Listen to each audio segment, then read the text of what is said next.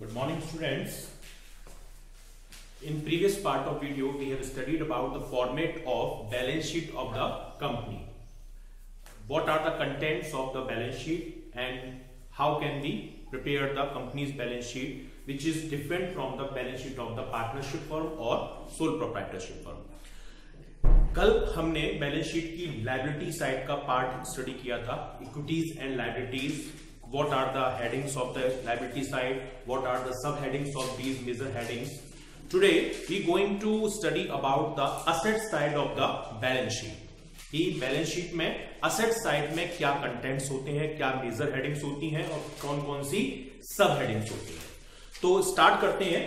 तो ये हमारी लोअर साइड होती है, जस्ट नीचे, बैलेंस शीट के जस्ट नीचे इसको हम मेंटेन करते हैं और इसमें मेजर हेडिंग हमारी दो होती हैं.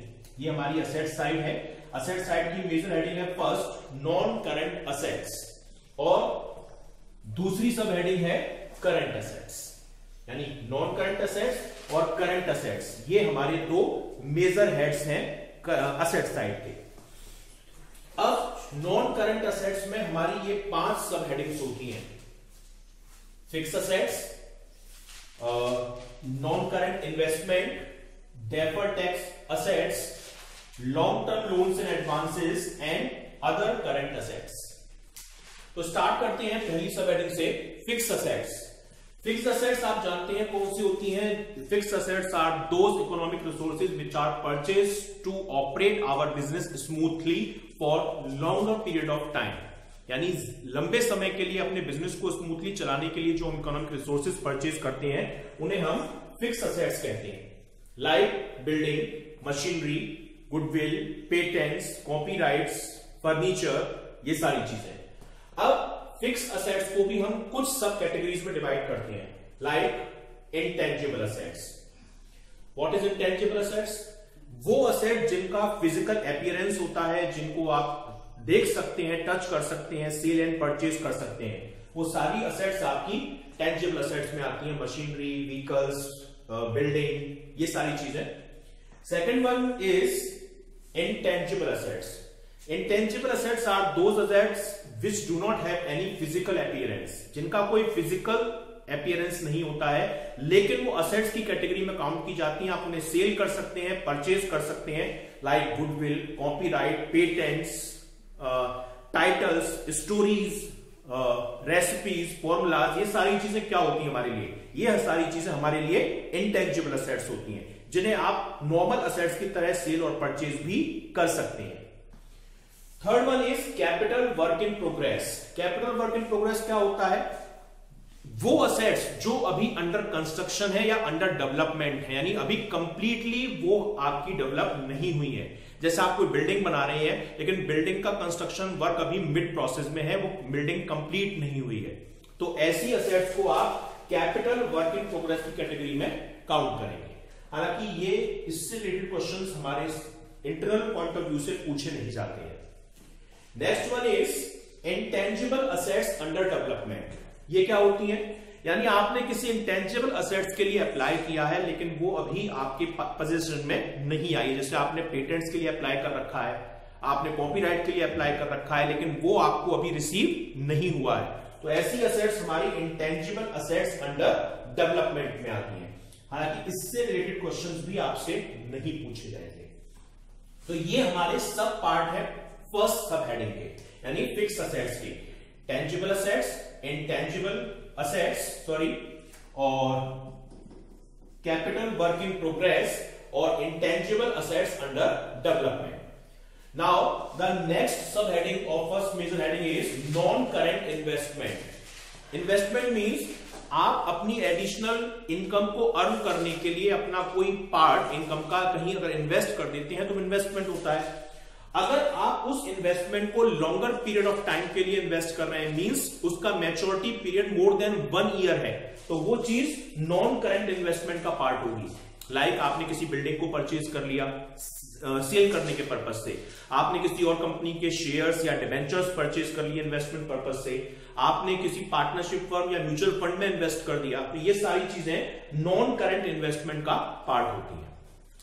Now the third one is deferred tax assets. हालांकि कैलकुलेशन के पॉइंट ऑफ व्यू से ये हमारे सिलेबस का पार्ट नहीं है, यानी ये आपसे इंटरनल क्वेश्चन में नहीं आएगा। मींस मैंने आपको लायबिलिटी साइड में बताया था कंपनीज एडवांस टैक्सेस पे करती हैं, अगर उनके एडवांस टैक्स का अमाउंट उनके एक्चुअल टैक्स के अमाउंट से ज्यादा होता है तो जो डिफरेंस होता है वो डेफर्ड टैक्स असेट्स में काउंट किया जाता है। Now the next one is long term loans and advances। अगर आपने किसी थर्ड पर्सन या किसी आउटसाइडर को कोई लोन दिया है या कोई एडवांस पेमेंट कर रखा है जो रिफंडेबल है, जो आपको एक पर्टिकुलर टाइम के बाद वापस मिल जाएगा, पर वो particular time more than 1 year होता है, तो ऐसी चीजों को हम long term loans and advances में दिखाते हैं। जैसे आपने किसी बिल्डिंग को परचेज करने के लिए एडवांस पे कर दिया, किसी फ्लैट को परचेज करने के लिए एडवांस पे कर दिया और उस फ्लैट का पोजीशन आपको 3 इयर्स के बाद मिलेगा, तो ऐसे एडवांसेस को हम long term loans and advances में शो कराते हैं। And now the last sub heading of first major heading is other non current assets. Other non current assets में क्या आता है? वो डेटर्स जिनको आपने क्रेडिट बेस पे कोई सर्विसेज या गुड्स सेल किया है लेकिन उनसे रिकवरी या उनसे रिसीव जो अमाउंट होगा वो मोर देन 1 ईयर के बाद होगा, तो ऐसे ट्रेड रिसीवेबल्स को या ऐसे डेटर्स को आप अदर नॉन करंट असेट्स में मेंशन करेंगे। So these are the sub headings and its contents of the first major heading that is non current assets. अब हम दूसरी मेजर हेडिंग के बारे में स्टडी करते हैं, that is current assets. Current assets क्या होती हैं? Those assets which are purchased for resale purpose, यानी नॉर्मली हमने यही पढ़ा है कि ऐसी असेट जिन्हें हम रीसेल के पर्पस से परचेज करते हैं या जो बहुत लिक्विड नेचर की होती हैं, जो इजीली कैश में कन्वर्टेबल होती हैं, उन असेट्स को हम करंट असेट्स की कैटेगरी में काउंट करते हैं। ठीक है, मींस जो एक ऑपरेटिंग या अकाउंटिंग पीरियड में कैश में कन्वर्ट हो जाती हैं वो करंट असेट्स होती हैं। इसमें ये हमारी 6 सब हेडिंग होती हैं, 6 सब हेडिंग्स है इसमें। First is current investment.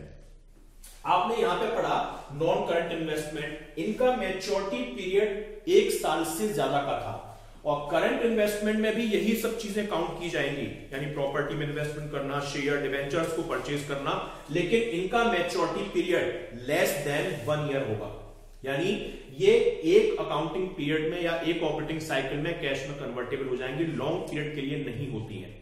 ठीक है, आप प्रॉपर्टी परचेज करें, डिवेंचर परचेज करें, शेयर परचेज करें, कुछ भी आप परचेज करें, लेकिन उसका मैच्योरिटी पीरियड इस केस में 1 ईयर से कम का होगा। Next one is inventory. General term में इन्वेंट्री को हम स्टॉक के नेम से जानते हैं, means inventory means stock, but company के केस में इन्वेंट्री एक वाइड टर्म होता है। स्टॉक चाहे रॉ मटेरियल का हो, फिनिश गुड्स का हो, अनफिनिश गुड्स का हो, इवन आपके लूज टूल्स, स्पेयर पार्ट्स या फिर ल्यूब्रिकेंट्स वगैरह, ये भी इन्वेंट्री की कैटेगरी में ही काउंट किए जाते हैं।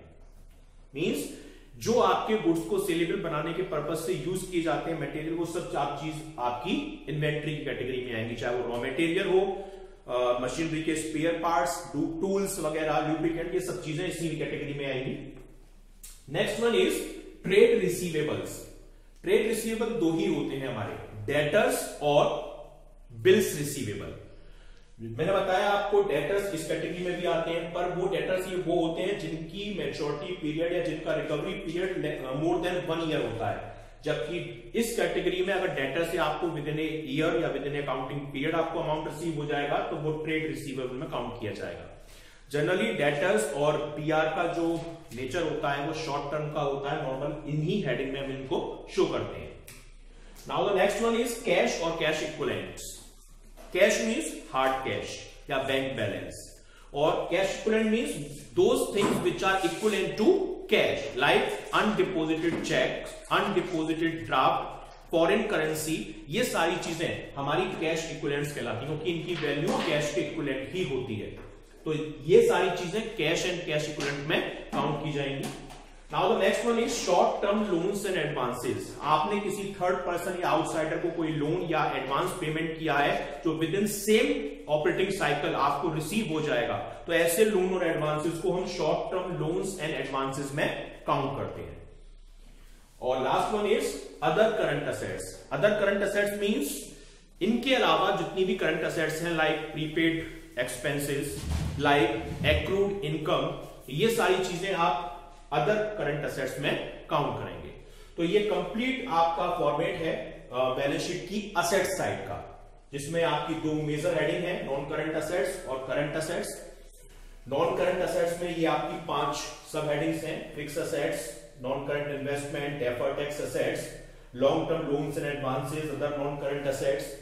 करंट असेट्स में ये 6 सब हेड्स हैं, current investment, inventory, trade receivable, cash and cash equivalent, short term loans and advances और other current assets. So students, अब हम इसका एक पीपीटी प्रेजेंटेशन देखते हैं कि किस टाइप के क्वेश्चंस इसमें से पूछे जाते हैं और डीपली इन हेडिंग्स और सब हेडिंग्स के कंटेंट्स क्या है। Welcome students.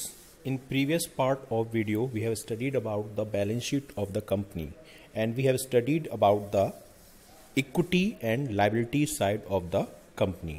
What are the contents of equity and liability side? What are the major headings of the equity and liability side, and what are the subheadings of the equity and liability side? Now today we going to study about the balance sheet and its asset side. यानी हम asset side की जो contents हैं उनको study करेंगे। तो देखिए ये हमारा फॉर्मेट है asset side में, यानी सेकंड पार्ट है, लोअर साइड है ये हमारी बैलेंस शीट का asset side, और इसकी दो ही मेजर हेडिंग है, नॉन करंट असेट्स और करंट असेट्स। ये इसकी दो मेजर हेडिंग्स होती हैं कि इसमें हम ये चीज़ें काउंट करते हैं, एक तो नॉन करंट असेट्स और करंट असेट्स। अब आता है कि इसमें क्या है, कंटेंट्स क्या है। नॉन करंट असेट्स में ये 5 हमारे सब हेड्स होते हैं, फिक्स असेट्स। फिक्स असेट्स में भी 4 सब हेड्स होते हैं, tangible assets, intangible assets, capital work in progress and intangible assets under development, यानी सब हेड के भी ये सब पार्ट हैं। सेकंड सब हेडिंग होती है हमारी non current investment, deferred tax assets, long term loans and advances and other non current assets, यानी ये हमारी सब हेडिंग्स हैं असेट साइड की, फिक्स असेट्स की। ठीक है, अब करंट असेट्स में ये 6 हमारी सब हेडिंग्स होती हैं, current investment, inventories, trade receivables, cash and cash equivalents, short term loans and advances और other current assets. Now students, let's start with the details information of these headings. तो asset side में assets क्या होती है, assets are the economic resources which are purchased to operate our business smoothly, यानी assets हमारी वो economic resources होती हैं जो बिजनेस को स्मूथली ऑपरेट करने के पॉइंट ऑफ व्यू से परचेज की जाती हैं। ये 2 टाइप की होती हैं, नॉन करंट और करंट। करंट असेट्स कौन सी होती हैं, जो एक्सपेक्ट की जाती हैं कि वो एक ऑपरेटिंग साइकिल या with in a same accounting period cash में कन्वर्टेबल हो जाएंगी या कंज्यूम हो जाएंगी, जिनको परचेज करने का मेन पर्पस ट्रेडिंग करना होता है, यानी रीसेल करना होता है। ठीक है, और रिलाइज होती हैं 12 महीने के अंदर हम उनको सेल कर देंगे, या फिर जो ऑलरेडी कैश या कैश के इक्विवेलेंट होती हैं, यानी कैश के जैसी ही होती हैं, वो हमारी करंट असेट्स में ही काउंट की जाती हैं। और इनको छोड़ के बाकी की जो असेट्स होती हैं वो हमारी नॉन करंट असेट्स होती हैं। अब हम डिटेल्ड पढ़ते हैं। फर्स्ट हेडिंग क्या थी हमारी, नॉन करंट असेट्स। ठीक है, और नॉन करंट असेट्स में ये हमारी 5 सब हेडिंग्स हैं, fix assets, deferred tax assets, other non current assets, non current investment and long term loans and advances. ये सिक्वेंशियल फॉर्म में है, पहली असेट्स फिक्स असेट्स होगी, दूसरी हेडिंग नॉन करंट इन्वेस्टमेंट होगी, फिर डेफर्ड टैक्स असेट्स होगी, long term loans and advances होगा और अदर नॉन करंट असेट्स होगा। अब आता है पहली heading, fixed assets. Fixed assets क्या होती हैं, fix assets are those economic resources which are purchased not for resale purpose, but its purchase, these are purchased with the motive of smooth operation of the business in longer period of time, यानी जो लंबे समय तक business में use होने के purpose से purchase की जाती हैं। अब इनको हम डिवाइड कर लेते हैं 4 सब हेड्स में, tangible assets, intangible assets, capital work in progress और intangible assets under development. First है tangible assets. Tangible assets are those assets which have physical appearance and which can be seen, touched और sell और purchased, यानी जिनको आप touch कर सकते हैं, फील कर सकते हैं, सेल परचेज कर सकते हैं, वो सारी चीज़ें इसी में काउंट की जाती हैं। जैसा आप एग्जांपल लीजिए, लैंड है, बिल्डिंग है, मशीनरी है, फर्नीचर है, कंप्यूटर्स हैं, व्हीकल्स हैं, ऑफिस इक्विपमेंट हैं, ये सारी चीज़ें हमारी टेंजिबल असेट्स का पार्ट होंगी। यानी किस हेडिंग में आएंगी ये?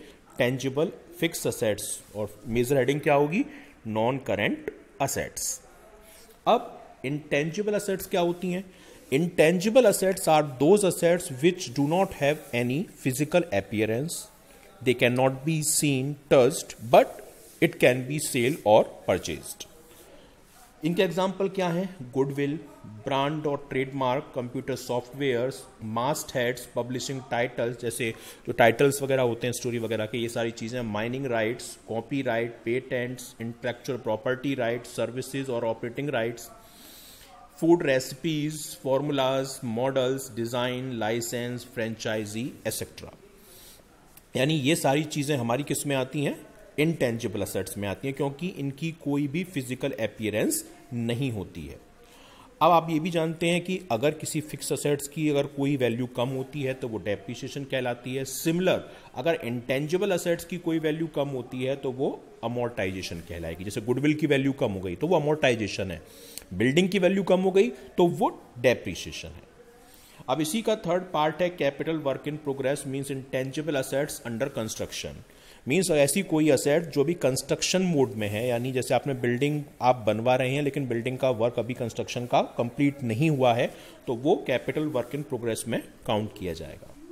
Similar, intangible assets under development means intangible assets like patent, यानी सेम वही है कि पेटेंट्स के लिए आपने अप्लाई किया है लेकिन अभी आपको पेटेंट्स के राइट्स नहीं मिले हैं, तो वो भी चीज़ इंटेंजिबल असेट्स अंडर डेवलपमेंट में आएंगी। हालांकि ये दोनों चीज़ें हमारे यहाँ इंटरनल क्वेश्चनिंग में नहीं आती हैं। अब है नॉन करंट इन्वेस्टमेंट, ये हमारी सेकंड सब हेडिंग है। नॉन करंट इन्वेस्टमेंट, इन्वेस्टमेंट क्या होते हैं? एडिशनल अर्निंग के पॉइंट ऑफ व्यू से जो अमाउंट हम किसी आउटसाइड ऑप्शन में या प्रपोजल में इन्वेस्ट कर देते हैं वो नॉन करंट इन्वेस्टमेंट कहलाते हैं। ठीक है। ट्रेड इन्वेस्टमेंट जो बिजनेस के पॉइंट ऑफ व्यू से होते हैं, अदर बाकी के अदर इन्वेस्टमेंट के नाम से आते हैं। बस डिफरेंस मेन मोटिव ये है कि इन इन्वेस्टमेंट का जो मैच्योरिटी पीरियड है वो लॉन्गर पीरियड ऑफ टाइम का होता है, यानी मोर देन नॉर्मली 1 ईयर, यानी इनका जो कैश में कन्वर्जन होगा वो 1 साल से ज़्यादा टाइम पीरियड में होगा। क्या क्या हो सकते हैं? इन्वेस्टमेंट इन प्रॉपर्टी, अगर आपने किसी प्रॉपर्टी में पैसा इन्वेस्ट कर दिया है जो लॉन्गर पीरियड टाइम में कन्वर्ट होगा। आपने किसी दूसरी कंपनी के इक्विटी शेयर में अमाउंट इन्वेस्ट कर दिया, यानी आपने किसी और कंपनी के इक्विटी शेयर परचेज कर लिए, प्रेफरेंस शेयर परचेज कर लिए, और ये जो रिडीमेबल हैं ये मोर देन 1 ईयर में है, यानी इनका अमाउंट आपको रिफंड होगा 1 साल से ज़्यादा पीरियड ऑफ टाइम में। इसके अलावा गवर्नमेंट की बॉडी, ट्रस्ट बॉडीज में, जैसे गवर्नमेंट की सिक्योरिटीज़ में आपने इन्वेस्ट कर दिया। इसके अलावा डिबेंचर किसी और कंपनी के या बॉन्ड्स आपने परचेज कर लिए इन्वेस्टमेंट पर्पज से, म्यूचुअल फंड में इन्वेस्ट कर दिया, किसी पार्टनरशिप फर्म में इन्वेस्ट कर दिया, या कोई भी ऐसा इन्वेस्टमेंट जो किसी भी नाम से शो कर रखा हो लेकिन वो लॉन्गर नेचर का इन्वेस्टमेंट हो। तो यानी इनमें से कोई भी चीज़ आपको दे रखी है तो वो किस हेडिंग में आप शो कराएंगे? नॉन करेंट इन्वेस्टमेंट में आप शो कराएंगे। क्लियर? अब नेक्स्ट वन है डेफर्ड टैक्स असेट्स। हालांकि इंटरनल क्वेश्चनिंग के पॉइंट ऑफ व्यू से ये हमारे सिलेबस का पार्ट नहीं है।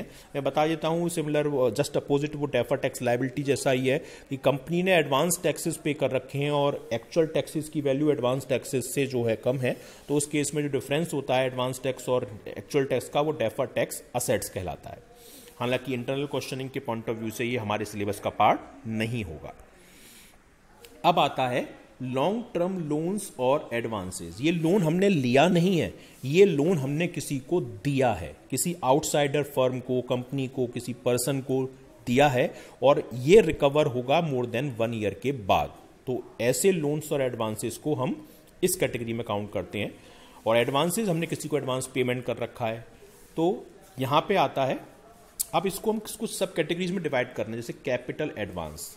कैपिटल एडवांस क्या होता है कि आप किसी कैपिटल आइटम को परचेस करने के अगेंस्ट में जो एडवांस दे देते हैं और वो कैपिटल आइटम या गुड्स आपको मोर देन 1 ईयर के बाद पोजीशन मिलेगा, तो ऐसे एडवांसेस को कैपिटल एडवांस कहते हैं।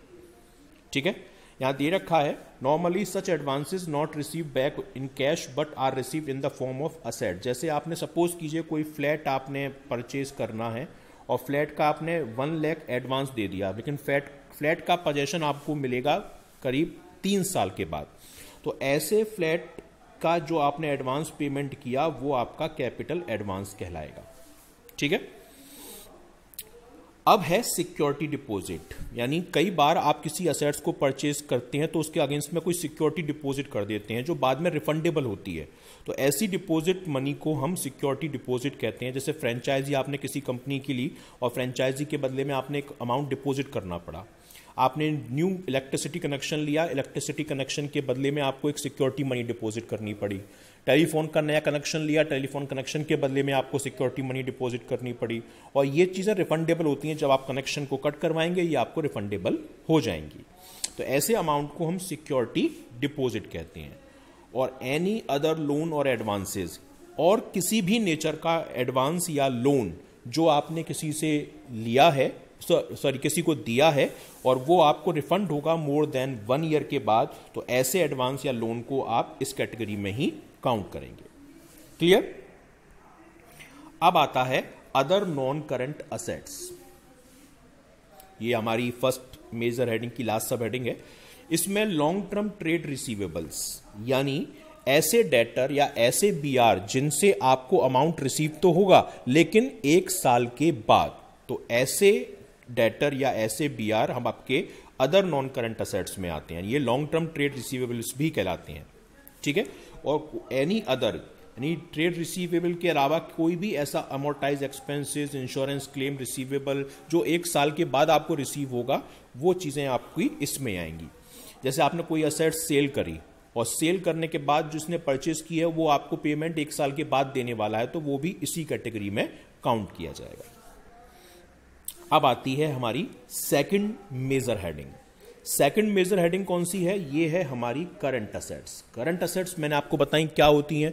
Current assets are those economic resources which are purchased for resale purpose and which are convertible into cash within a same accounting period और operating cycle.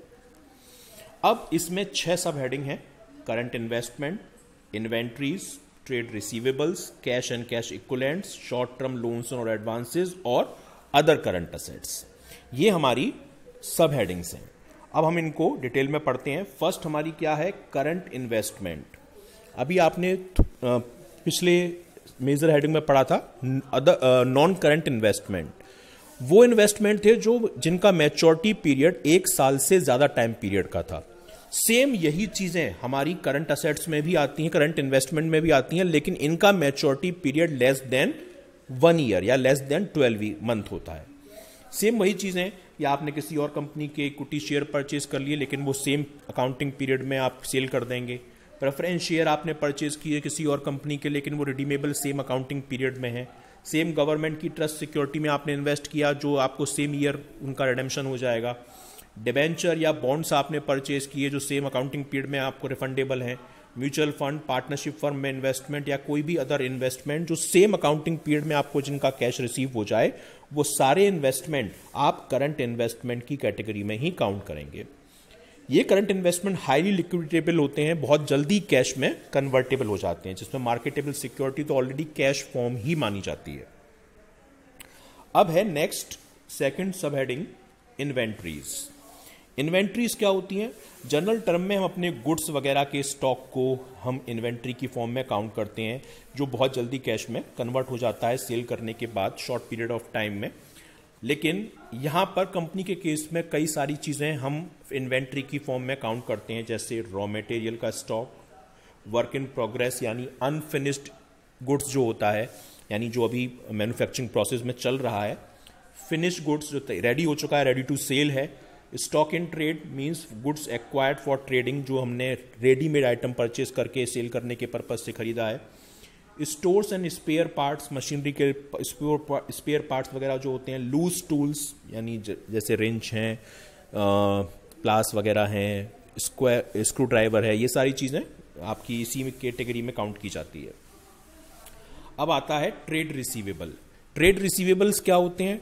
इसमें 2 ही चीज़ें काउंट की जाती हैं आपकी। कौन कौन सी? एक तो डेटर और एक बिल्स रिसीवेबल। डेटर और बीआर मैंने आपको बताया था अदर नॉन करंट असेट्स में भी आती हैं, लेकिन ये वो तब आती हैं जब उनका recovery period more than 1 year होता है। पर जनरली डेटर और बीआर का नेचर शॉर्ट टर्म का होता है, इसलिए वो नॉर्मली काउंट की जाती हैं ट्रेड रिसीवेबल में। तो डेटर और बीआर को आप इसी कैटेगरी में काउंट करेंगे। और डेटर भी कौन से, जो प्रोविजन फॉर डाउटफुल डेब्ट को माइनस करने के बाद नेट वैल्यू आती है वो वाले। अब आती है fourth, cash and cash equivalent, यानी आपके पास जो कैश या बैंक में बैलेंस है या कैश के सिमिलर जो इक्विवेलेंट चीजें हैं वो इस कैटेगरी में आएंगी, जैसे cash in hand, balance in bank, cheque और draft, cash in hand, other any item या earmarked balance with the bank, मतलब जैसे अनपेड डिविडेंड वगैरह जो आपको रिसीव नहीं हुआ है, ये सारी चीजें आपकी कैश एंड कैश इक्विवेलेंट में आती हैं। ठीक है। अब है short term loans and advances. आपने किसी थर्ड पर्सन को कोई लोन या कोई एडवांस पेमेंट किया है, लेकिन आपको वो रिफंड सेम अकाउंटिंग पीरियड में ही मिल जाएगा, तो ऐसे लोन या एडवांसेस को हम शॉर्ट टर्म लोन्स और एडवांसेस में काउंट करते हैं, यानी सेम अकाउंटिंग पीरियड या सेम अकाउंट ऑपरेटिंग साइकिल में वो रिसीवेबल्स होते हैं। और अदर करंट असेट्स में क्या क्या आता है, अदर करंट असेट्स में prepaid expenses, accrued income, dividend receivable, advance taxes paid, ये सारी चीजें आपकी अदर करंट असेट्स में आती हैं। मींस प्रीपेड, एक्रूड, ये सब चीजें जो होंगी वो इस कैटेगरी में आएंगी। यानी ये हमारी असेट साइड की इंफॉर्मेशन थी, यानी और उसके कंटेंट्स थे, क्या क्या चीजें इसमें आती हैं। अब देखिए इसमें क्या क्या आपके क्वेश्चंस आते हैं। सिमिलर वही लायबिलिटीज में जो जैसे क्वेश्चन थे वही है कि what are the major heads of the asset side. तो दो ही मेजर हेड होते हैं, नॉन करंट असेट्स और करंट असेट्स।